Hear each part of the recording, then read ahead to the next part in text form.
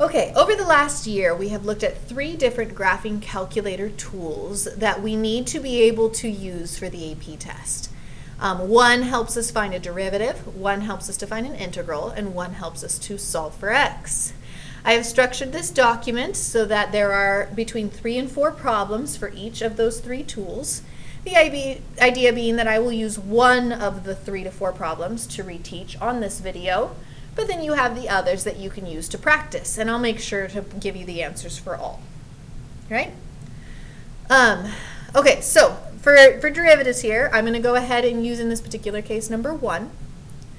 TI-84s, you have 2 ways actually that we've looked at finding derivatives. The first was in a graph. So if you were to find this derivative, to calculate this derivative in a graph, you would go to your y equals here, and you would type your function that you are wanting to derive in.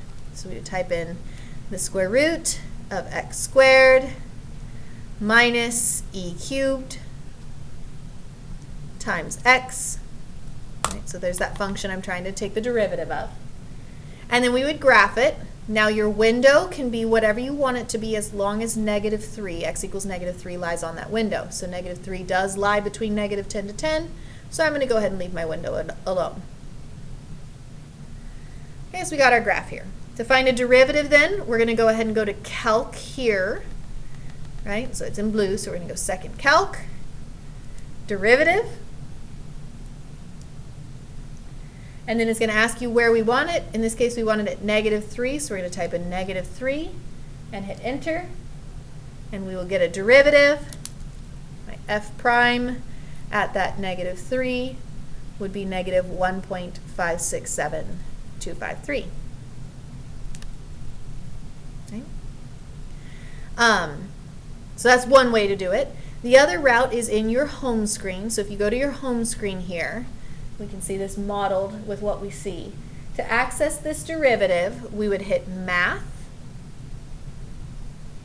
You see this list here, and down here on number 8, so you'll go down to number 8, you would then type in your function, right, just like what we see here, the square root of x squared minus e cubed times x at -3, and we would get that -1.567253. Okay? Okay, so if you would like to practice taking a derivative using those tools, you can. The derivative on number 2, you should get -1.06489. Number 2, you should get number 3, you should get 0.0125444. And number 4, you should get 0.46554. If you would like to practice some more derivatives. Okay, integrals. Integrals are up next. I'm actually going to use number 7 for our integral little review here, primarily to kill 2 birds with 1 stone. In number 7, this allows us to review how we plug in an integral, which obviously we can see in all 4 of these. And we can also, we will also learn how to plug into absolute values.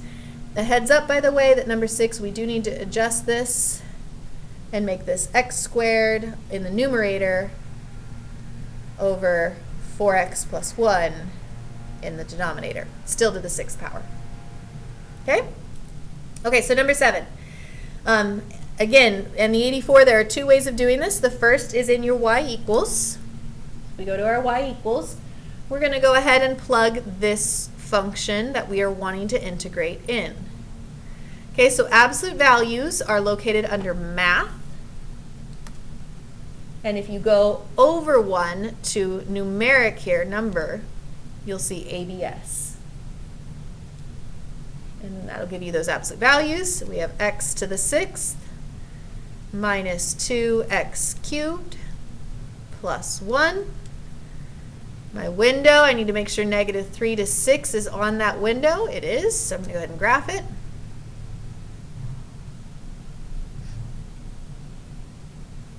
Okay, there's my function. And then to do our integral, we're going to go ahead and go second calc to see that list, right? It's blue, so that's why we have to hit second calc here. And then there's integral down there on number 7. My lower limit in this case was -3. My upper limit was 6, and we get our integral of 39,704.786. Okay, so that's route number 1. Or in your home screen, you can hit math, and then down here is integral number 9. And you can type in your integral, -3 to 6. Absolute values again are under math. Go over 1 to numeric or number, ABS. We have x to the 6th minus 2x cubed plus 1. When you hit enter, you get that same 39,704.78571. Okay? 39,704.78571, or 0.786 if you round it. That's what your graph gave you. Okay, so if you would like to practice those others, you can. I'll put their answers up as well so that you have those to check against.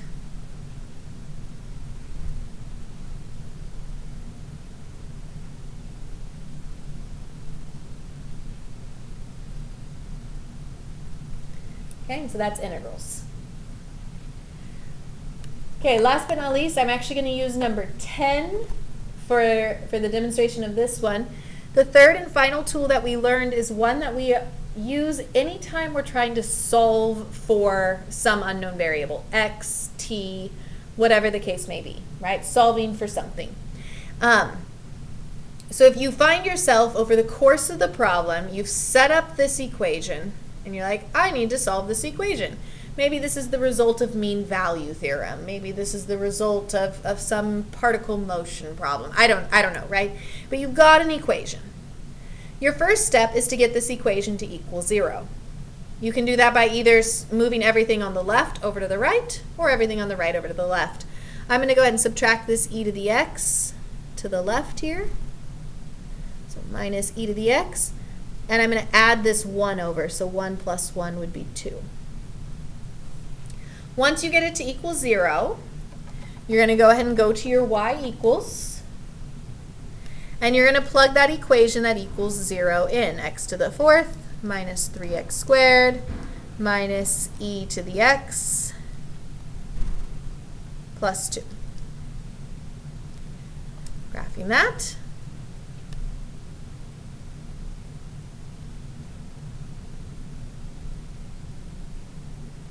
We've got our function. Okay? To find those values of x that we are trying to solve for, we are going to find each of these places that I touch the x-axis. Right? So the first one is here kind of around negative 1.5. So to find where exactly that is, we're going to go second calc, 0. And it's going to ask you 3 questions. Left bound, right bound, and guess. And again, we're looking here at negative 1.5. So what's left of negative 1.5? Well, that'd be like negative 2. What's right of negative 1.5? Yeah, maybe negative 1. And my guess, well, I think it's around negative 1.5. And it'll tell me that my value is actually at negative 1.480228. And then you repeat that process for every time you touch the x-axis. Now we're going to find that spot that looks like it's around negative 0.5. So second calc, 0, left of negative 0.5, right of negative 0.5. What's your guess? Negative 0.5. You get negative 0.817579. And you do it again, this time for that spot that looks like it's around 0.5. Second calc, 0, left of 0.5, 0, right of 0.5, 1. Guess, 0.5. And it'll tell me it's at 0.4146276. Okay. And we do it again for that spot that looks like it's around 2. So left of 2, 1. Right of 2, 3. Guess, 2. We get 2.096796. And one more for that spot that's out there, like 8.5. Left of 8.5, 7. Right of 8.5, 9. Guess, 8.5. And we get 8.5350762.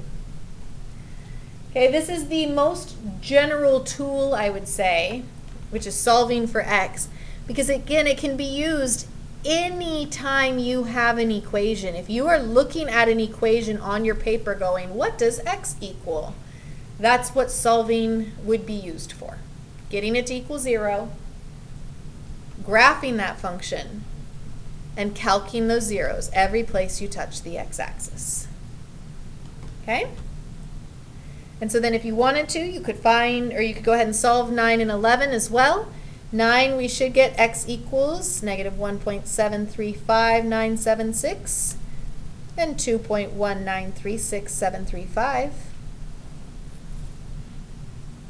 Number 11, we should get x equals 0 and 0.515615.